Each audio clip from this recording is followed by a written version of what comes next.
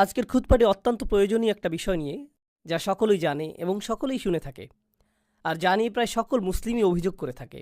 আর তা হলো উম্মার মাঝে ঐক্য এবং আমাদের সকলের একতাবদ্ধ হয়ে অবিচ্ছিন্ন একটি ভ্রাতৃত্বের সম্পর্ক গড়ে তোলা।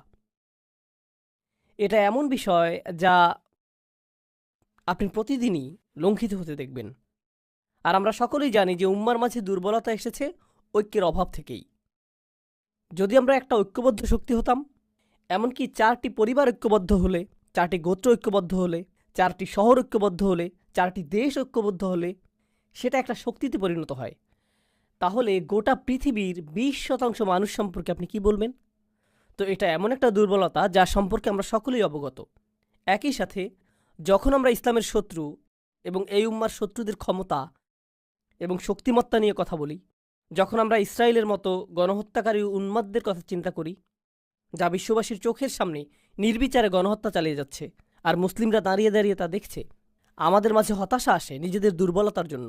কিন্তু আপনি হতাশ হওয়ার মাধ্যমে আর রাগান্বিত হওয়ার মাধ্যমে এর সমাধান করতে পারবেন না। কেন আমরা পক্ষাঘাতগ্রস্ত হয়ে রয়েছি?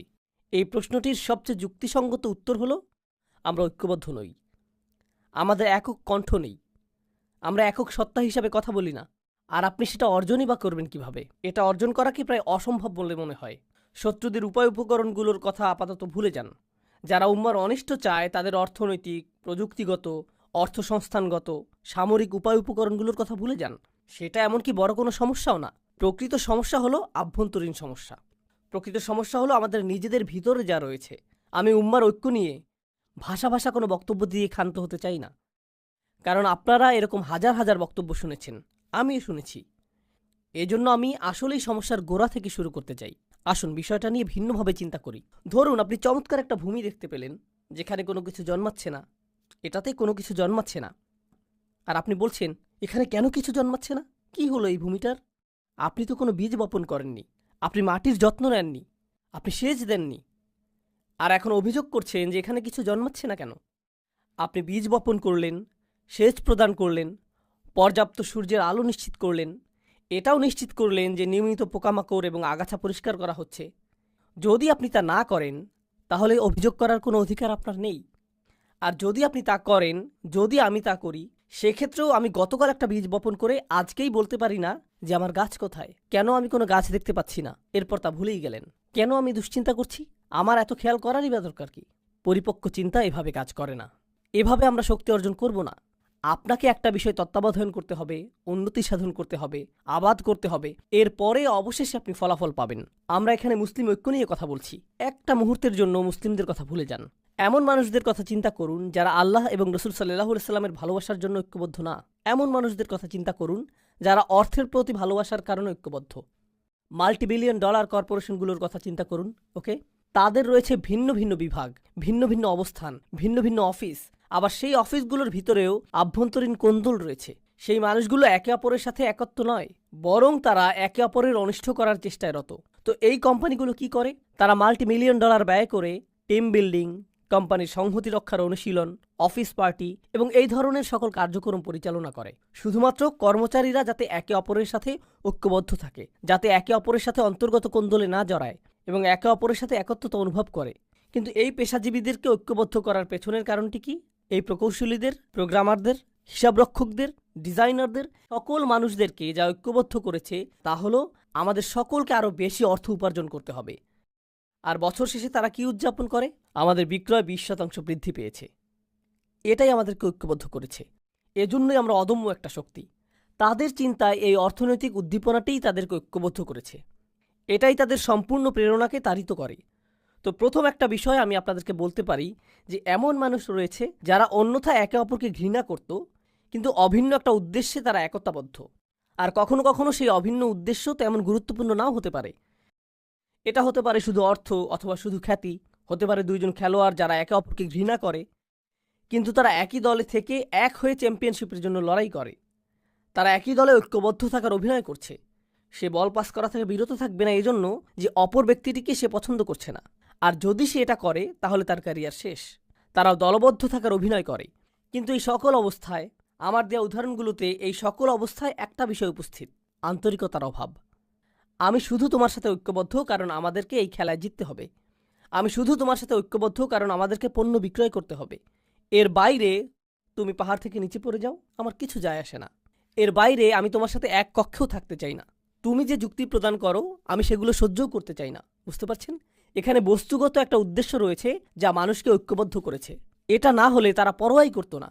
যখন আপনি রাজনীতির কথা চিন্তা করেন, আপনি ডেমোক্রেটিক এবং রিপাবলিকান পার্টি নিয়ে চিন্তা করেন এবং প্রায় গুরুত্বহীন ইন্ডিপেন্ডেন্স পার্টি নিয়ে চিন্তা করেন, কিন্তু এই দলগুলো নিয়ে যখন চিন্তা করেন আপনি মনে করেন যে ডেমোক্রেটরা সকল ঐক্যবদ্ধ, রিপাবলিকানরা সকল ঐক্যবদ্ধ, কিন্তু একই দলের ভিতরের এই লোকগুলো একে অপরকে অপছন্দ করে। তারা বরং একে অপরকে ধ্বংস করতে ভালোবাসবে, যদিও তারা একই দলের অংশ। তাহসাবুহুম জামিআন ওয়া কুলুবুহুম শাত্তা। আল্লাহ বলছেন, তোমরা কি মনে করেছো তাদের হৃদয়গুলো একতাবদ্ধ? তাদের হৃদয়গুলো ছড়ানো ছিটানো। তো প্রশ্ন উঠছে, যখন আল্লাহ আমাদেরকে এক উম্মাহ হওয়ার আহ্বান জানাচ্ছেন যে আমাদেরকে এক উম্মাহ হতে হবে, সেক্ষেত্রে আমাদেরকে জানতে হবে যে সেই জিনিসটা কি যা আমাদেরকে ঐক্যবদ্ধ করেছে। ঠিক কোন জিনিসটি আমাদেরকে ঐক্যবদ্ধ করেছে? আর আমাদেরকে ঐক্যবদ্ধকারী প্রেরণাটা যদি আসলে সবচেয়ে শক্তিশালী প্রেরণা হয়, তাহলে সেই ঐক্যটি অত্যন্ত মজবুত হবে। কিন্তু ঐক্যবদ্ধকারী প্রেরণাটি যদি ক্ষীণ হয়, তাহলে ঐক্যটিও দুর্বল হবে। ঐক্যটি সেই জিনিসের মতোই দুর্বল হবে যা আমাদেরকে একত্রিত করেছে। উদাহরণস্বরূপ, এখন আমরা এই মসজিদে বসে আছি, আর আপনারা অনেকেই কাজ থেকে এসেছেন, অনেকে এসেছেন বাসা থেকে, অনেকে এসেছেন আপনাদের ব্যবসা প্রতিষ্ঠান থেকে। আপনারা সকলেই এসে একত্রে এই মসজিদে বসেছেন। পুরুষেরা আছেন, নারীরা রয়েছেন, শিশুরা রয়েছে, আর আমরা সকলেই যারা এখানে একত্রিত হয়েছি, আমরা ঐক্যবদ্ধ হয়েছি আল্লাহর ইবাদত করার অভিপ্রায় নিয়ে। এজন্যই আমরা ঐক্যবদ্ধ হয়েছি। কিন্তু এই আলোচনার পরে আমরা সকলে পৃথকভাবে ফিরে যাব। তো যদিও এখানে আমরা কয়েকশো মানুষ থাকি, কয়েক হাজারও থাকি, আমরা একত্রিত হয়েছি ঠিকই, কিন্তু আসলে আমরা 1000 স্বতন্ত্র ব্যক্তি। আমরা আসলাম এবং একসাথে একটি কাজ করলাম, তারপর আমরা চলে গেলাম, এটুকুই। এটা ঐক্যের বহিঃপ্রকাশ নয়, এটা হলো সম্মিলিত একটা উদ্দেশ্যের বহিঃপ্রকাশ। আমাদের শুধু সম্মিলিত একটা উদ্দেশ্য ছিল। আমাদের সকলের উদ্দেশ্য ছিল জুমার নামাজ আদায় করা, এটুকুই। এটুকুই। এটা দ্বারা এটা বোঝায় না যে এই সম্প্রদায়টি ঐক্যবদ্ধ। কোনোভাবেই এটা প্রদর্শন করে না। এখানে আমাদের উদ্দেশ্য হলো ইবাদত করা। কিন্তু আপনি যদি শুধু একটি উদ্দেশ্য দ্বারা ঐক্যবদ্ধ হন, আর এটাই যদি হয় সব, তাহলে যখনই সেই উদ্দেশ্য সমাপ্ত হবে, আপনার ঐক্যও শেষ হয়ে যাবে। অন্য আর কিছুর প্রয়োজন হবে না। আমি শুধু চাই যে আমার সন্তানেরা মসজিদে যাক। আমি শুধু চাই যে আমার সন্তান কিছুটা কোরআন শিখুক। আমি শুধু কোনোভাবে ইসলামের সাথে সম্পর্ক অনুভব করতে চাই, এটুকুই। যদি এটাই আপনার উদ্দেশ্য হয়, তাহলে এটুকুই পাবেন। যখন সেটা পূরণ হবে, আপনার আর কোনো প্রয়োজন থাকবে না, আর কোনো লক্ষ্য থাকবে না। কোরআন ঐক্য সম্পর্কে সম্পূর্ণ ভিন্ন একটা চিত্র অঙ্কন করেছে। এটা কোনো একটা কাজের উপর নির্ভরশীল নয়। এটা বড় একটা ঈদের নামাজের উপর নির্ভরশীল নয়। আর প্রতি বছর আমি একই সাথে হাসি এবং কাঁদি যখন শুনি মানুষ ঈদ কবে উদযাপিত হবে তা নিয়ে মতবিরোধী লিপ্ত। কারণ একই দিনে আমাদেরকে ঈদ উদযাপনের ব্যাপারে ঐক্যবদ্ধ হওয়া উচিত। আমি এই বিষয়ে বলি, আসলেই কি তাই? যদি আমরা সকলেই একই দিনে ঈদ উদযাপন করি, সেটাই আপনার কাছে ঐক্য বলে মনে হয়? নামাজের সেই 20 মিনিট? ঐক্য কি এটুকুই? আপনি এমনকি জানেনও না যে যেই মানুষটির পাশে আপনি ঈদের নামাজ পড়ছেন তার পরিবারের সদস্য হাসপাতালে ভর্তি রয়েছে। আপনি তা জানেন না। আপনি এটাও জানেন না যে এই ব্যক্তিটি ব্যবসায় ক্ষতির শিকার হয়েছে, অথবা এই ব্যক্তিটি তার বাবাকে হারিয়েছেন, অথবা তিনি কাজ হারিয়েছেন, অথবা স্বাস্থ্যগত সংকটের মধ্য দিয়ে যাচ্ছেন। আপনি জানেন না। তো ঐক্য আসলে কি? একটা ছবি যা প্রদর্শন করে যে অনেক মানুষ একসাথে দাঁড়িয়ে রয়েছে, এটাই ঐক্য। আমার যুক্তিতে এটা ঐক্যের কৃত্রিম এবং অর্থহীন মানদণ্ড। আর সেজন্যই যখন আমরা অভিযোগ করি যে আমাদের ঐক্য নেই, আমাদের সেই অভিযোগও অর্থহীন। এটা আমার দেওয়া উদাহরণটির মতোই। আপনি একটা ভূমির সামনে দাঁড়িয়ে আছেন যেখানে কিছু জন্মাচ্ছে না, আর আপনি বলছেন, হেই, এখানে তো কোনো কিছুই দেখছি না, কেন আমার জন্য কিছু জন্মানো অবস্থায় নেই? ইতিমধ্যেই তো আমার বাগানে প্রবেশ করার কথা। না না না, যদি আপনি বাগানের মালি হতে প্রস্তুত না হন, সেক্ষেত্রে অভিযোগ করার কিছুই নেই। তো আসুন একটু পেছনে ফিরে যাই এবং এই বিষয়টা নিয়ে চিন্তা করি। প্রথমত এবং প্রধানত আমি পুরুষ মানুষদের উদ্দেশ্য করে বলবো, পর্দার আড়ালের বোনেরা একটু ধৈর্য ধরুন, আপনাদের পালা আসবে। যদি আজকে নাও হয়, অন্য আরেকদিন বলবো ইনশাআল্লাহ। কিন্তু আজ আমি শুধু পুরুষদের উদ্দেশ্য করে বলবো। মুসলিম সমাজের অনেক পুরুষ মানুষের সাথেই আমার অনেক কথোপকথন হয়েছে, সারা পৃথিবীব্যাপী এবং আমেরিকাতেও। পুরুষ মানুষদের কাছ থেকে অন্যতম একটা অনুভূতির কথা আপনি শুনবেন যে সকলেই আমার কাছ থেকে কিছু চায়। আমার পরিবার আমার কাছে চায়, আমার বাবা মা আমার কাছে চায়, আমার সন্তানেরা আমার কাছে চায়, আমার স্ত্রী আমার কাছে চায়, আমার শ্বশুরবাড়ি আমার কাছে চায়, আমার বস আমার কাছে চায়, আমার সমাজ আমার কাছে চায়, প্রত্যেকেই আমার কাছে কিছু চায়। আর সে যদি একটা ফোন কলও পায়, এমনকি কলটি রিসিভ করার আগে সে ধরে নেয় এটা তার উদ্দেশ্য না যে হ্যালো, আমি তোমার খবর নেওয়ার জন্য ফোন করলাম, তুমি কি ভালো আছো, সব কিছু কি ভালো চলছে, চলো একদিন দেখা করি। এমনকি কেউ যদি কল দিয়ে বলে আসসালামু আলাইকুম, তুমি কেমন আছো, এর মধ্যেই আপনার মাথায় কাজ করে যে সে কি চাইছে, কি ব্যাপারে কল করেছে, কল করার কারণটা কি। কেউই এজন্য আপনার খোঁজ নেয় না যে তারা আপনার ব্যাপারে মনোযোগী। তারা আপনার খোঁজ নেয় কারণ তারা এমন কিছুর প্রতি মনোযোগী যা আপনি তাদেরকে দিতে পারবেন। তো হয়তো আপনি একটা ক্যাশ বাক্স, অথবা আপনি হয়তো একজন সেবক, আপনি শুধু এটুকুই। আপনি আছেন শুধুমাত্র ব্যবহৃত হওয়ার জন্য। আপনি একটা যন্ত্র যাকে ব্যবহার করা হয়, এটুকুই। কেউ আপনাকে নিয়ে চিন্তা করে না, কেউ আসলে আপনার ভিতরের সত্তাটিকে দেখতে পায় না। আর আপনি মসজিদে আসছেন, এখানে শুনতে পান যে মুসলিমরা সবাই ভাই ভাই, আসসালামু আলাইকুম, এরপর আপনারা একে অপরকে আলিঙ্গন করেন, সালাম এবং দোয়া বিনিময় করেন, এতে সমস্যা নেই। কিন্তু যখনই আপনি বলেন ভাই আমি কি আপনার সাথে একটু কথা বলতে পারি, আমি ব্যস্ত, এই মুহূর্তে একটু ব্যস্ত, কারণ কারোরই আপনার জন্য সময় নেই, কারোরই আপনার জন্য সময় নেই। আর আরও এক ধাপ সামনে আগালে আপনার পরিবার হয়তো আপনার উপর নির্ভরশীল, তারা আপনার উপর নির্ভরশীল। উদাহরণস্বরূপ, আপনি হয়তো উপার্জনকারী, আর আকস্মিক আপনি অসুস্থ হয়ে পড়লেন এবং চাকরি হারিয়ে ফেললেন। আপনি শুধুমাত্র চাকরি হারালেন না, পরিবারে আপনি সম্মানও হারিয়ে ফেললেন। আত্মীয়রা আর আগের মতো আচরণ করছে না। সবসময় তারা আপনাকে কল করত, এখন আর কেউ কলও করে না। তারা আর আপনার খোঁজ নেয় না, খোঁজ রাখে না, বরং যতটা সম্ভব আপনাকে এড়িয়ে চলে। জানেন কেন? কারণ আকস্মিকভাবেই আপনি দানকারীর ভূমিকা থেকে গ্রহণকারীর ভূমিকায় নেমে এসেছেন। তাই কিছু চাইতে পারে এমন কারো থেকে মানুষ দূরে থাকতে চায়। এমনকি আমাদের পরিবারের ভিতরেই যদি এমনটা ঘটে, তাহলে অবস্থাটা কি হতে পারে যখন এই পরিসর বড় হয়ে সমাজ পর্যন্ত বিস্তৃত হয়? তখন কি ঘটে? যখন মানুষ অনুভব করে যে কেউ তার কথা চিন্তা করে না? আর আমরা এখানে একটা ভিন্ন ধরনের সমাজে বসবাস করছি। ইউনাইটেড স্টেটস কিন্তু ডেনমার্ক থেকে আলাদা, এটা জার্মানি থেকেও আলাদা, এমনকি এটা কানাডা থেকেও আলাদা।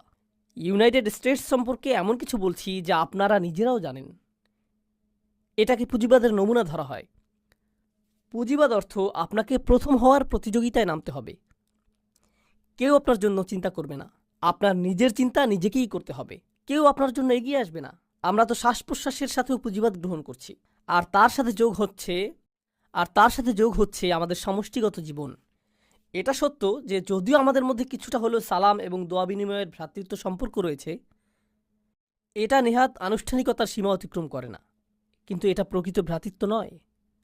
প্রকৃত ভ্রাতৃত্ব পরীক্ষার একটা পদ্ধতি বলে দিচ্ছি। আমি যদি আসলেই সমস্যার মধ্য দিয়ে যাই, তৎক্ষণাৎ এমন কারো কথা কি মনে পড়ে যাকে আমি কল করতে পারি? কাকে কল করার কথা তাৎক্ষণিক আমার মনে পড়ে? মসজিদের ভাইদের কথা কি মনে পড়ে? যাদের সাথে আমি চলি তাদের কথা কি মনে পড়ে? কার কথা মনে পড়ে?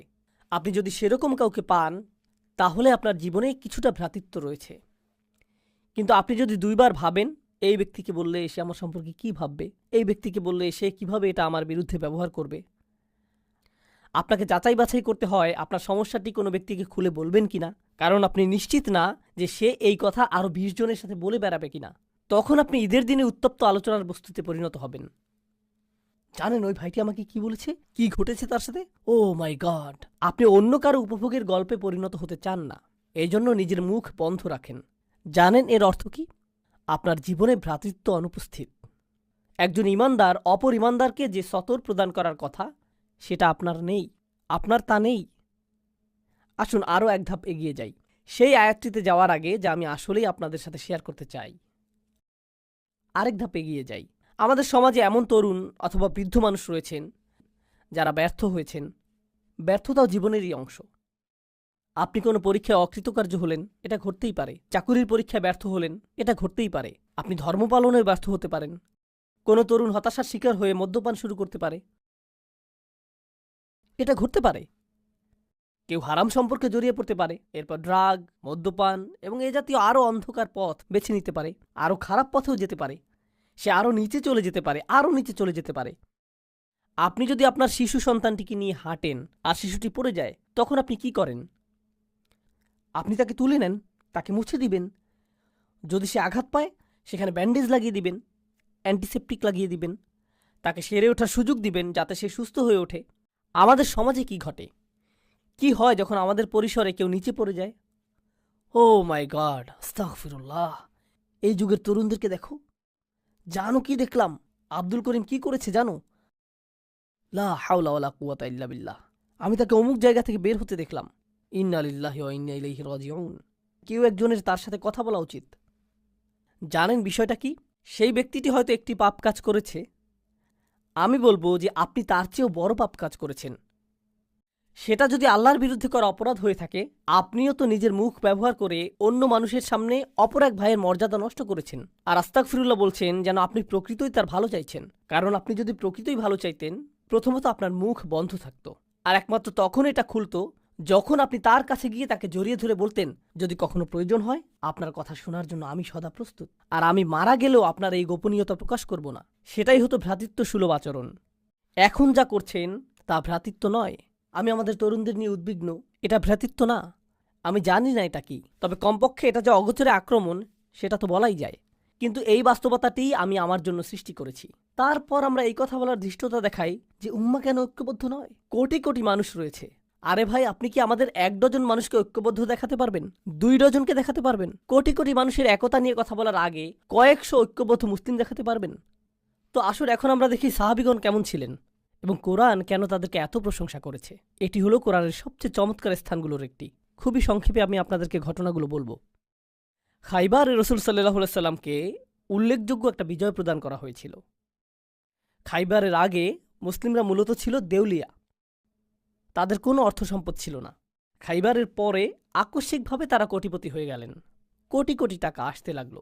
এখনকার সময়ের অর্থের মাপকাঠিতে হিসেব করলে কোটি কোটি টাকার আবাসন, কৃষিভূমি, পুনরাবর্তিত মুনাফা, এই সব কিছু আকস্মিকভাবে মদিনায় চলে আসলো। আর এটা ঘটার ঠিক আগেও মুসলিমরা কোনো রকমে টিকে ছিল। হাদিসে এমন বর্ণনা এসেছে যে রাসূল সাল্লাল্লাহু আলাইহি সাল্লামের কন্যা 2-3 দিন যাবৎ অনাহারে থাকা সত্ত্বেও তার নিজের কন্যাকে ফিরিয়ে দিতে হয়েছিল, কারণ তার কাছেও খাবারের কিছু ছিল না, আর তিনি তার পেটে পাথর বেঁধে রাখতেন ক্ষুধার যন্ত্রণা লাঘবের জন্য। এরকমই ছিল মুসলিমদের অবস্থা। তিনি ছিলেন মদিনার রাষ্ট্রনায়ক, আর অনাহারে দিন কাটত। আর তারপর খাইবারের পরে আকস্মিকভাবে কোটি কোটি টাকা আসতে শুরু করলো। এখন এই বিষয়টি নিয়ে এক মুহূর্ত চিন্তা করুন। মুহাজিরগণ মক্কা থেকে এসেছিলেন, তাই না? তারা সব কিছু পিছনে ফেলে এসেছিলেন। কিন্তু মদিনার মানুষেরা প্রথম থেকেই দরিদ্র। তারা ধনীন ছিলেন না। তাদের 3টা শয়নকক্ষ বিশিষ্ট ঘর ছিল না, 2টা শয়নকক্ষ বিশিষ্ট ঘরও ছিল না, তাদের এমনকি শয়নকক্ষও ছিল না। কিন্তু এখন এই মানুষগুলো সব আসলো, আর তাদেরও কোথাও থাকতে হবে। তখন আনসারগণ কি করলেন? মদিনার আনসারগণ যা করলেন, তারা মুহাজিরদেরকে তাদের বাড়িতেই থাকতে দিলেন। তাদের নিজেদেরই তো যথেষ্ট খাবার ছিল না, এখন আরও কিছু ক্ষুধার্ত মুখ তাদের সাথে যুক্ত হলো। বুঝতে পারছেন তো? এই মানুষগুলোর আগমন প্রচুর অর্থনৈতিক চাপ তৈরি করলো। এর উপরে এই অর্থনৈতিক চাপই একমাত্র বিষয় ছিল না। রাসূল সাল্লাল্লাহু আলাইহি সাল্লামের মদিনায় আগমনের 6 মাস পরেই তারা যুদ্ধের প্রস্তুতি শুরু করলেন। বদরের যুদ্ধ শুরু হবার উপক্রম হলো। আর আপনি যখন যুদ্ধের প্রস্তুতি গ্রহণ করেন, আপনাকে এটা জেনে রাখতে হবে যে যুদ্ধ ব্যয়বহুল। যুদ্ধের জন্য কে খরচ করবে? মুহাজিরদের কাছে তো কোনো অর্থ নেই, কারণ তারা সকল অর্থ পেছনে ফেলে এসেছেন। এখন এই সকল ব্যয় বহন কে করবে? আনসাররা। একে তো আনসাররা মুহাজিরদের ব্যয় বহন করছে, তার উপর এখন তারা আল্লাহর পথে যুদ্ধ করার জন্য বেশিরভাগ অর্থের যোগান দিচ্ছেন। তাদের অবস্থার প্রেক্ষিতে যে মুহূর্তেই তারা ইসলাম গ্রহণ করলেন, তাদের ব্যক্তিগত জীবন বলে আর কিছু রইল না। নিজেদের সেই ক্ষুদ্র ছোট পরিসরটাকেও তাদের অন্য কারোর সাথে ভাগ করে নিতে হলো। তারা নিজেদের খাবারটুকু একা খেতে পারলেন না। এখনকার সময়ে বলা হয়ে থাকে যে দেয়াল নির্মাণের মাধ্যমে অভিবাসী সমস্যার সমাধান করা হবে। তারা কিন্তু সেখানে বসবাস করছেন।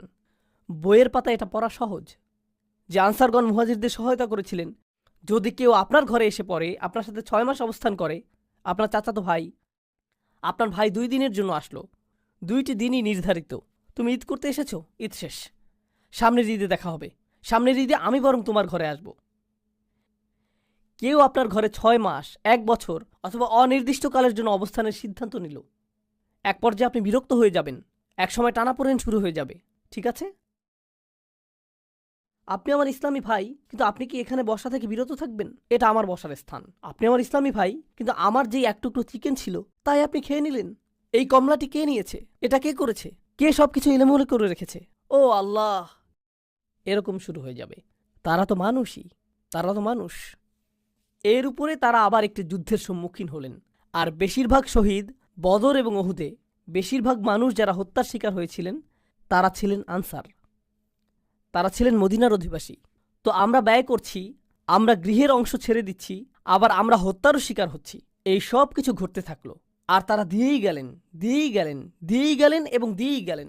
সবশেষে কোটি কোটি টাকা আসতে লাগলো। খাইবারের যুদ্ধের পর তারা কোটিপতি হয়ে গেলেন। আমি যদি আনসারি হতাম, আমি তা না, আমি এখানে আমার কল্পনাকে ব্যবহার করছি, যদি আমি আনসারদের একজন হতাম, আমি বলতাম কুছ তো বাপাস মিলে, কিছুটা হলেও তো ফেরত পাবো। আমি ঘোষণার জন্য অপেক্ষা করছি, কারণ আমি অর্থ ব্যয় করেছি, নিজের বাসস্থানের অংশ দান করেছি, কিছুটা তো ফেরত পাবো, যেহেতু গনিমতের এই সম্পদ আমরা লাভ করেছি।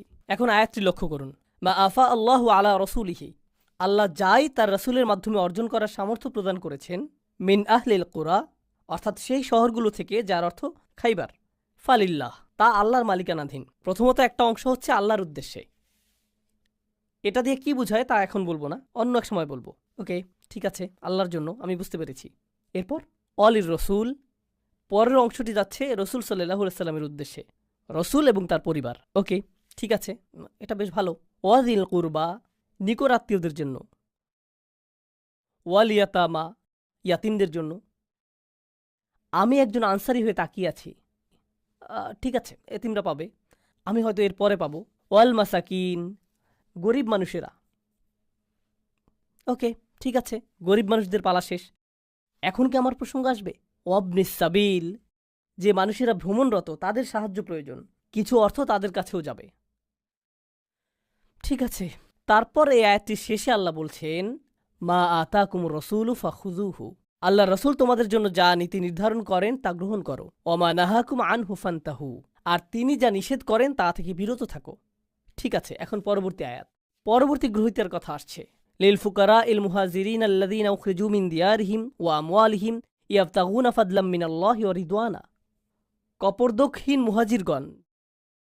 মুহাজিরগণ, যাদেরকে তাদের গৃহ এবং সম্পত্তি থেকে উৎখাত করা হয়েছে, যারা আল্লাহর অনুগ্রহের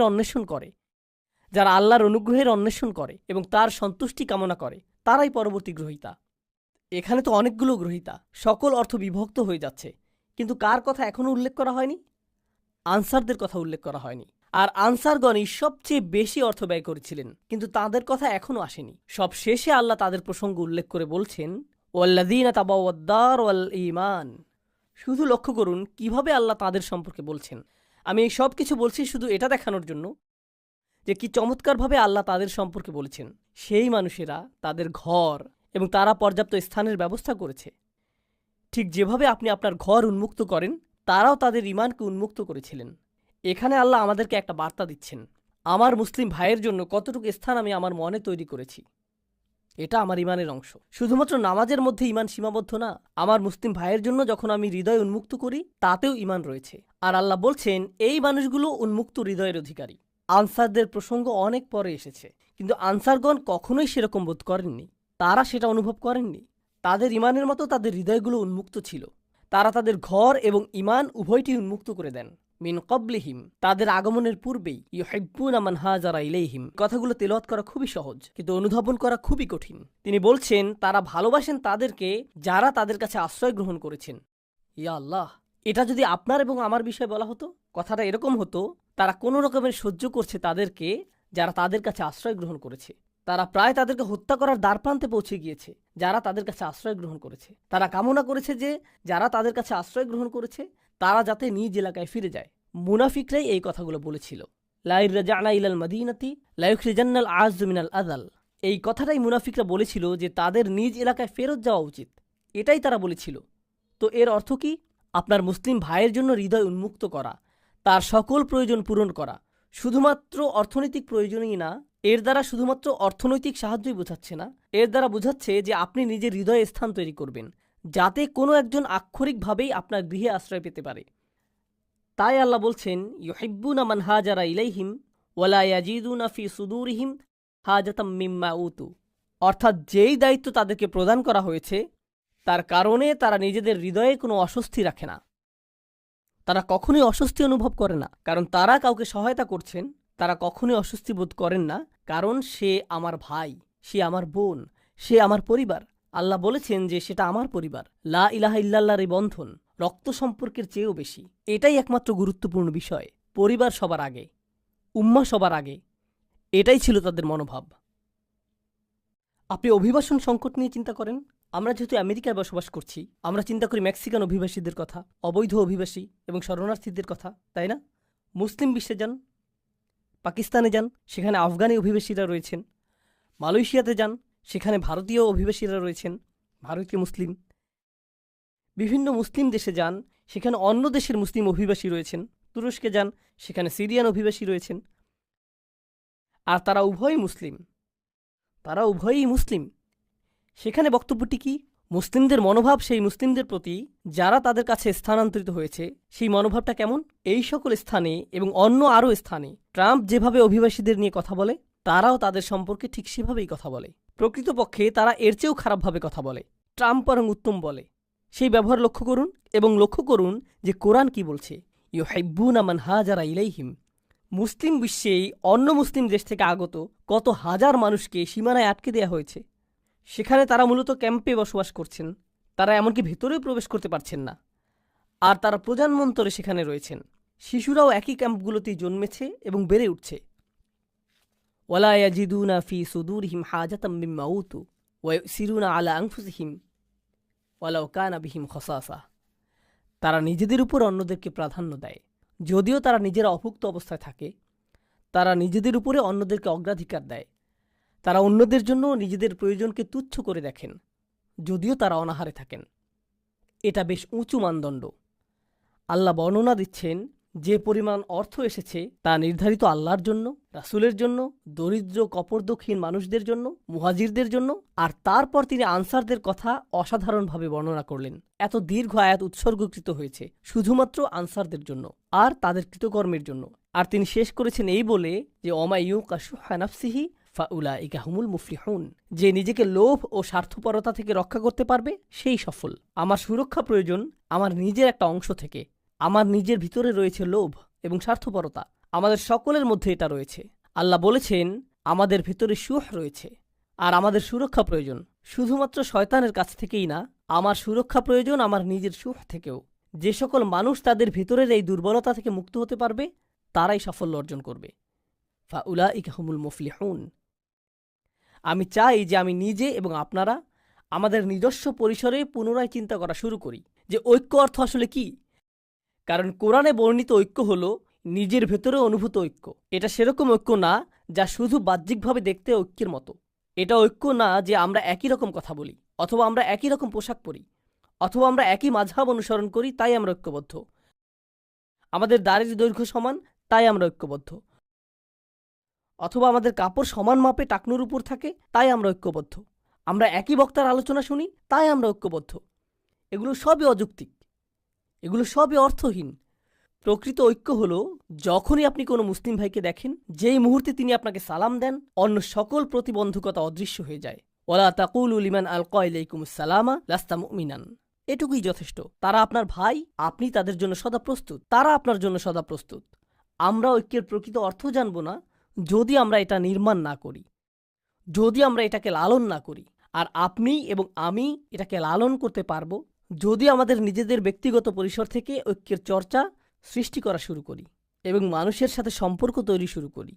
এই বিষয়ে আমি সর্বশেষ একটি কথা বলবো। ইতিমধ্যেই বক্তব্য দীর্ঘায়িত হয়ে গিয়েছে। সর্বশেষ যে কথাটি বলবো তা হলো, আমি 18-19 বছর বয়স থেকেই মুসলিমদের মাঝে কাজ করছি। খুতবা, দার্স এবং সক্রিয় কার্যক্রমগুলোতে যুক্ত ছিলাম। এটা প্রায় 25-26 বছর আগের কথা। আমি এই কার্যক্রমে দীর্ঘ সময় ধরে সংযুক্ত। আমি অনেক হালাকায় যোগ দিয়েছি, অনেক ইমামের সাথে ঘুরে বেরিয়েছি এবং যারা ইসলামী সম্মেলনের আয়োজন করে এই মানুষদের পরিসরে যুক্ত ছিলাম। আর এই পরিসরে আপনি বন্ধুত্ব তৈরি করেন, তাদের সাথে আপনি কথা বলেন ইসলাম নিয়ে, আপনি কথা বলেন উম্মার সমস্যা নিয়ে, আপনি অমুক আয়াত নিয়ে কথা বলেন, আপনি অমুক হাদিস নিয়ে কথা বলেন, আপনি ইতিহাস নিয়ে কথা বলেন। জানেন এই 25 বছর যাবৎ আমার পরিসরের মধ্যে একটা জিনিস রয়েছে যা নিয়ে কেউ কথা বলেনি, আর আমিও এটা নিয়ে কারোর সাথে কথা বলিনি। আর তা হলো তাদের ব্যক্তিগত জীবনে তারা কি কি সমস্যার মধ্য দিয়ে যাচ্ছেন। আমার পরিসরের মধ্যে এমন মানুষ ছিলেন যারা সকল ধরনের সমস্যার সাথে লড়াই করে যাচ্ছিলেন।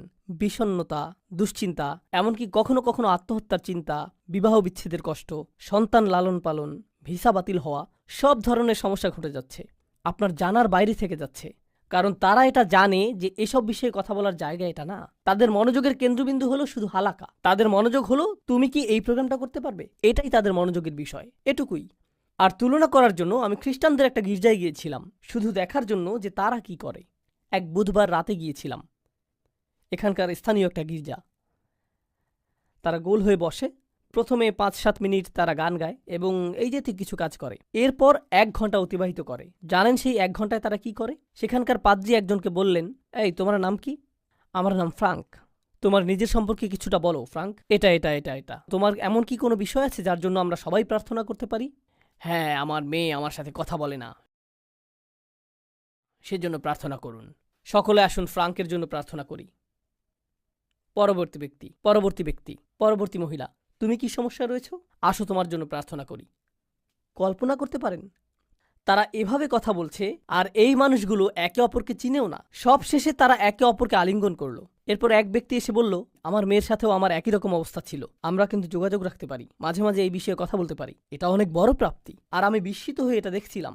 আমাদের সত্য ধর্মের অনুসারী হওয়ার কথা ছিল, আমাদের হওয়ার কথা ছিল আদিল্লাতিন আলাল মুমিনিন, আমাদের হওয়ার কথা ছিল ইউসিরুনা আলা আনফুসিহিম। আমি দেখলাম যে এই সবগুলো আয়াতই এমন মানুষেরা চর্চা করছে যারা আমাদের ধর্মের ভিতরের কেউ না। আর এত বছর ধরে আল্লাহর ঘর মসজিদে এবং মুসলিম পরিবেশে থেকেও আমি এটা দেখিনি। যা আছে তা খুবই সামান্য। আমাদেরকে যত্নশীলতার সাথে লালন করতে হবে, ভ্রাতৃত্বের লালন করতে হবে। এখান থেকে ঐক্য আসবে। এটা বক্তব্য, আলোচনা এবং ভিডিও থেকে আসবে না। এটা আসবে যখন আপনি এবং আমি আসলেই সম্পর্ক তৈরি করব, গভীর সম্পর্ক। আল্লাহ আমাদেরকে একটি খাঁটি ঐক্যের অধিকারী মানুষে পরিণত করুন, আর আমাদেরকে একে অপরের প্রতি আন্তরিক করে দিন। তিনি আমাদের সম্পর্কের কৃত্রিমতা ও কপটতা দূর করে দিন এবং সবচেয়ে শক্তিশালী, গভীর এবং অকৃত্রিম সম্পর্ক দিয়ে তা প্রতিস্থাপিত করে দিন। বারাকাল্লাহু লি ওয়া লাকুম। আসসালামু আলাইকুম।